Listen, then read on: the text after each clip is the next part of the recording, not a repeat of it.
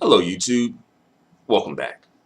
So in this video I want to explore whether or not you should get a master's degree. And I read an article, or a part of an article I'll say, um, that's titled, "Should I Get a Master's Degree?" By Elka, Torpey, and Dalton, Terrell. It was published in 2015 by the Bureau of Labor Statistics. And I feel like they would be a great organization, or they are a great organization to speak on a topic like this, because when it comes to education, especially higher education, it's an investment. And when it comes to investments, people more times than not look for a return on their investment, right? So, you know, I think it's great, a great thing for us to just kind of explore whether making this investment would be financially smart. Right. All right. So this article is about 15 pages worth of information. However, I'll be reading off of 2 pages worth of information. Kind of like dealing with more so the surface level. The article goes more into depth and provides like a lot of statistics and facts and figures, and when it comes to like the type of master's degree you should get, your field of study, um, the the earnings within that field. Also, talking about jobs that usually require you to have a master's degree. Um, but in this video, I'll just more so concentrate on the general question. You know, should you get a master's degree? Yes or no? All right. So let's begin. All right. So again, I got about 2 pages worth of information that I printed off from the article that kind of deals with this particular question. All right. So start by asking yourself, why do I want a master's degree? Some master's degree programs are academically focused. That is, the primary objective is to study a subject in greater depth. Other programs are geared toward preparing you for a job in the occupation. Honestly, I feel like that's the program that you should be concentrating on, ones that are gearing you and preparing you for a specific job or career. Because I feel like the academic programs will prepare you more so to be an academic. And if that's what you want to be, then that's, perfectly all right. However, I do know that the market is oversaturated with PhDs, looking for teaching positions. Uh, and generally speaking, certain fields suffer more than other fields, Like if you have a STEM-based PhD, then, perhaps you'll have a better chance of getting a job than say if you have a PhD in the humanities. Again, something to think about. But yeah, I do agree that you, at the master's degree level, I think your program should be very much career and job focused. Yeah, like it should be helping you get to a specific job or career, and you should have that job or career in mind. All right. Next, if your goal is to get a job, identify your ideal career and learn as much about it as you can. Career resources can help, but first-hand accounts are important. Talk to current workers to find out what employers look for when hiring. Very important. And to help you identify which master's degree program may be a good fit for you.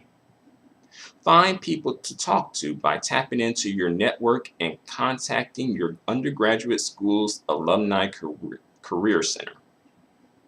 Professional associations for the occupation you're interested in may also have workers who agree to serve as mentors.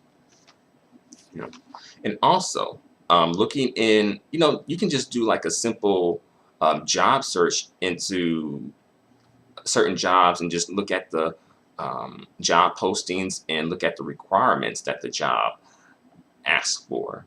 You know, are they saying, master's degree required? Or master's degree preferred? If so, then, if that's a job that you want, then perhaps getting a master's degree, it would be in your best interest. All right. Okay. Let's see. Next question. Is it worth the expense? There can be a financial benefit to earning a master's degree, but it is often not without cost. You'll need to spend about 2 years, you know, the average length of master's degree programs in school. So you're about, on average, 2 years in school. You may be able to get into an accelerated program that'll take like 1 year. That's a possibility, but you'll also have to deal with a lot more work too.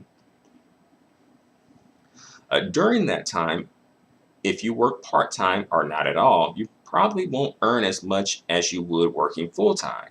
So you could be losing out on money pursuing this master's degree.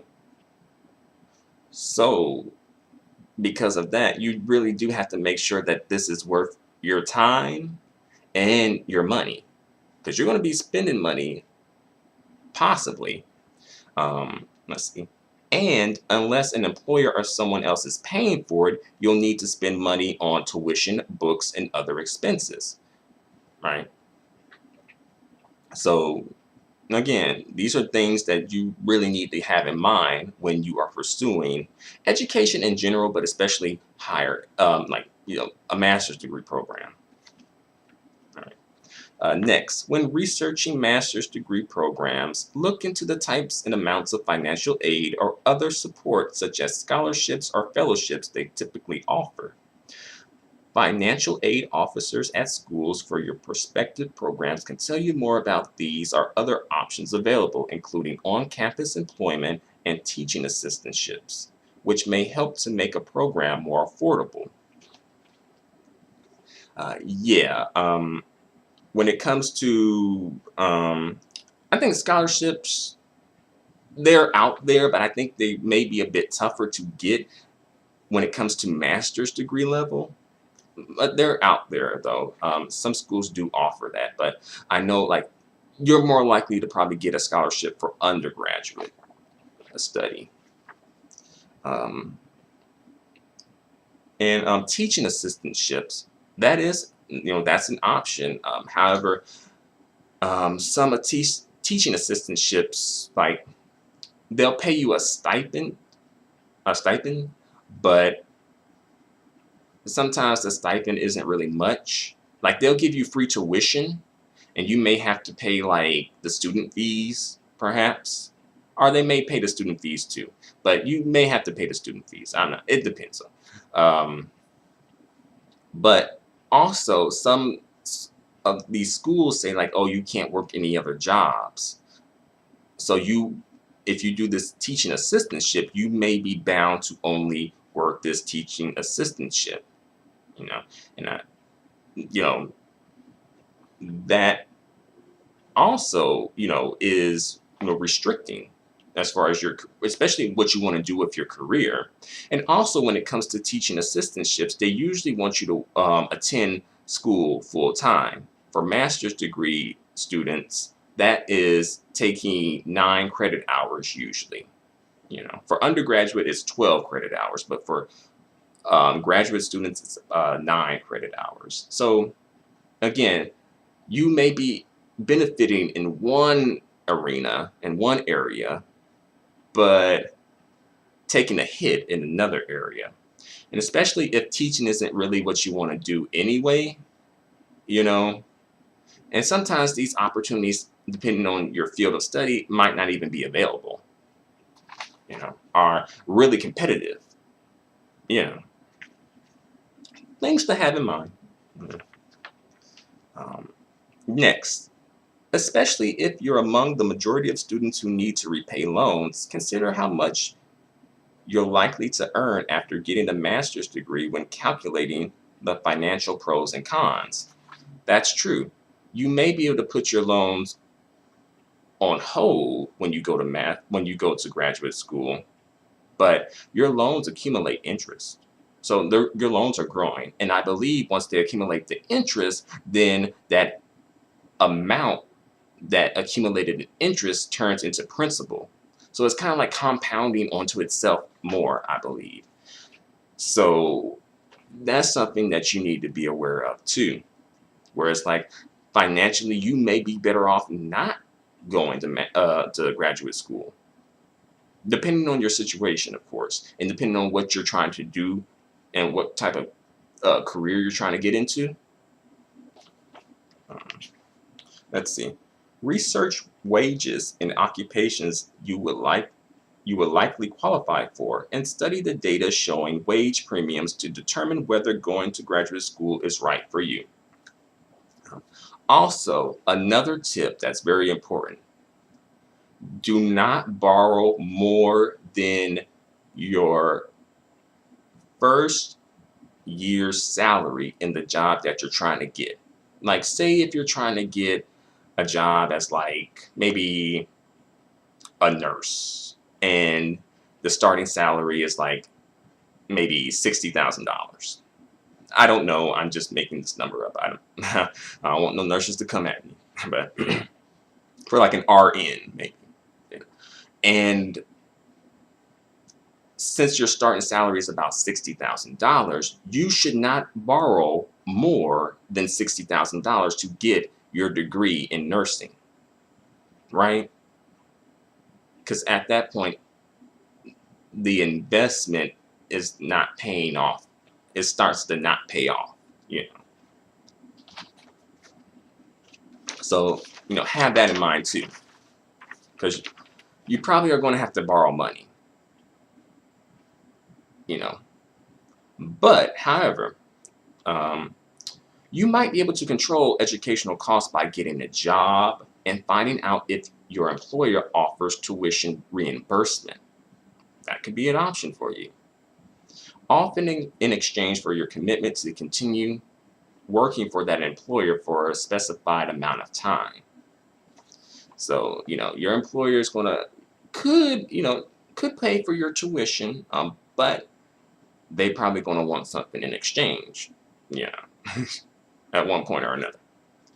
Just something to keep in mind, and also something to think about when it comes to your options in financing your graduate studies. Next, what are my alternatives, to graduate school? So depending on your motivation for pursuing a master's degree, you may want to evaluate other options, all right? For example, if you're currently working and want to earn more, you could ask your employer for a raise or for a promotion to a higher paying position, all right?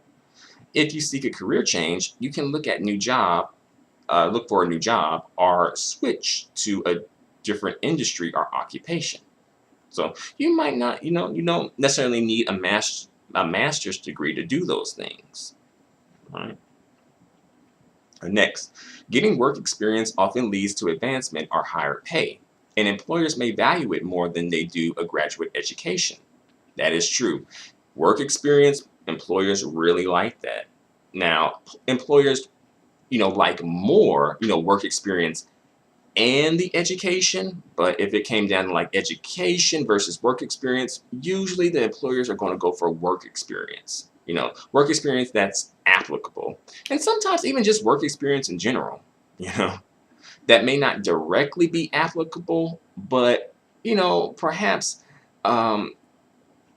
it still is relevant to what you're trying to do in some way. All right. Next, honing your skills in the working world also may be helpful if you want to pursue a master's degree at a later time. For example, applicants who have worked several years may increase their chances of acceptance into many MBA programs. That's true. Many times they kind of want you to have some type of work experience, prior to getting Master's of Business Administration, right? So you can, for you to have some type of, you know, real life work experience that you could bring to the classroom and bring to your assignments and bring to the discussions and things like that, and that you yourself can draw on to help you out. Next, weigh the advantages of other types of education as well. In some occupations, a doctoral or professional degree may be more beneficial than a master's degree. All right, and that's something to have in mind too. Another option is to get a certificate or professional certification. These credentials can help you get career-related skills in many fields, such as computer science and healthcare, often in less time than it would take to earn a graduate degree, and perhaps even less money too. And the certificate program credits can be applied towards a master's degree, keeping the option open for you to pursue that degree another time. That's true. All right. So that's the end of the article. For me personally, I've thought about going to graduate school. I considered it. At one point when I was an undergraduate, I was just like, I'm going to go to graduate school.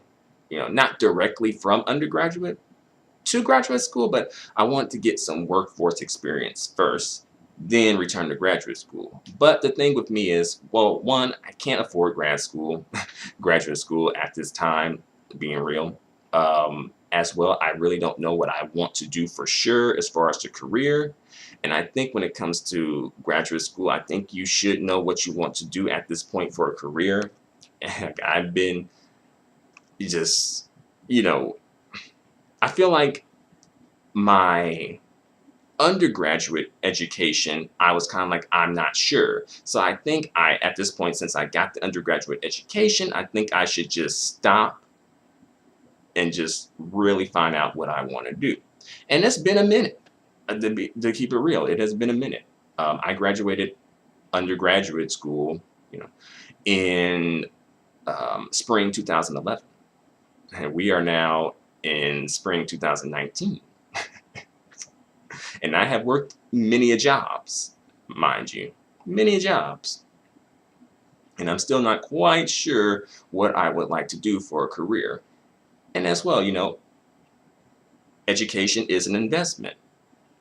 And it does cost money to get an education. So it's like, I don't know, I don't think it would be wise for me to make another investment that I don't know if it would pay off. I don't know if I would even want that career. Yeah, it's just, for me, it just wouldn't, it just doesn't make sense, all right? It just doesn't make sense for me at this time, right?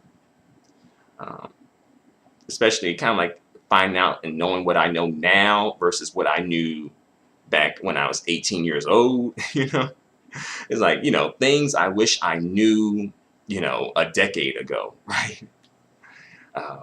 But yeah. So I just wanted to put it out there and see what you guys think. Let me know in the comments section. Do you agree? Do you disagree? What do you think about this? Thanks for watching, and catch you in the next video. Until then, adios and goodbye for now.